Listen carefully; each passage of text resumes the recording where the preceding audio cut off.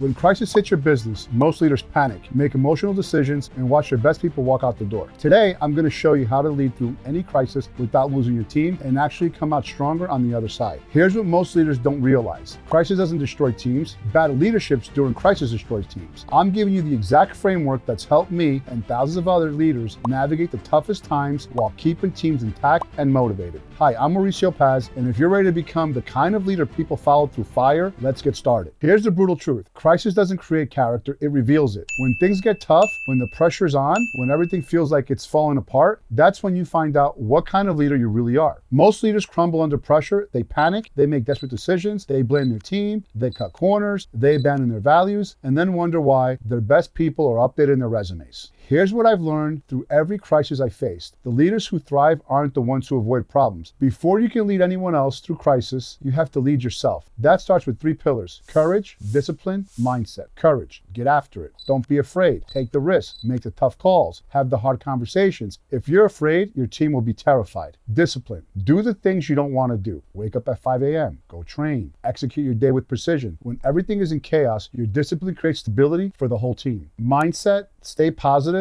build relationships, refuse scarcity, operate from abundance. Your mindset in crisis sets the tone for everyone. Principle number 1, be the anchor. When everything's falling apart, your team needs an anchor. Who are you when things go south? The one who panics and points fingers, or the steady hand everyone can lean on? The day I decided to be unshakable, everything changed. My energy, my focus, my leadership. Being an anchor looks like this. Acknowledge a crisis without catastrophizing it. Focus on solutions, not problems. Communicate clearly and frequently. Decide based on facts, not fear. Stay present and available for your team. Principle number 2, communicate with radical transparency. During crisis, information is power. Most leaders hide information, thinking they're protecting the team. Wrong. That creates fear and rumors. Your people can handle bad news. What they can't handle is silence. Be radically transparent. Share what you know. Share what you don't know. Share what you're doing about it. Share how they can help. Treat people like adults who can handle the truth. Principle number 3, focus on what you can control. Crises bring chaos and a million things you can't control. The economy, the market, competitors, regulations.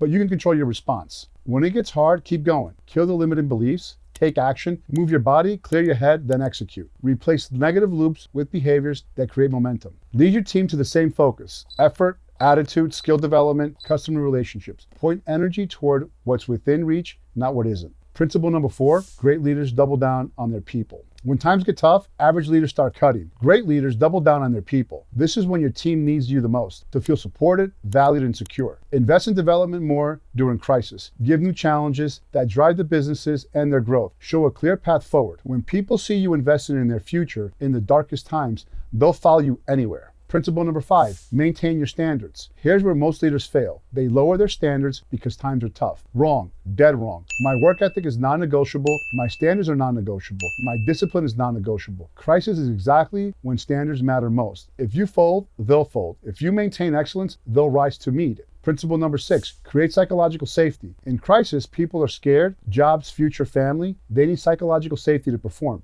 Build an environment where people can be vulnerable, admit they're struggling, ask for help without punishment. Mistakes become teaching moments, not firing moments. Missing the mark becomes coaching, not blame. They must know you're in it with them, not hunting for someone to blame. Lead the right way and your team doesn't just survive, they thrive. They become more resilient, loyal, capable. Trust increases because you proved it under pressure. Your business doesn't just recover, it comes back stronger, weaknesses eliminated, systems reinforced, a team that can handle anything. While competitors panic, you dominate. Listen up, you weren't born to be a fair weather leader, you were born to lead through storms. But crisis leadership isn't built during the storm, you build it before you need it. That's why I created Scaling with Mo, my exclusive school community where owners and leaders develop the mindset, skills, and systems to lead through any challenge. Inside, you'll get proven crisis leadership frameworks, weekly life coaching on real situations, a community of battle-tested leaders who've been through the fire. This isn't just another group, this is where leaders are forged in fire. If you're serious about becoming the leader people follow in crisis, the leader who separates from the pack,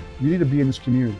The link is in the description box. Join Scaling with Mo today for free and let's build your crisis leadership together. Remember, we don't make excuses, we train. And if you're not training, you're complaining. That's your choice. Don't wait for the storm to learn how to sail. Start building your crisis leadership now. Let's get it. Let's fucking go.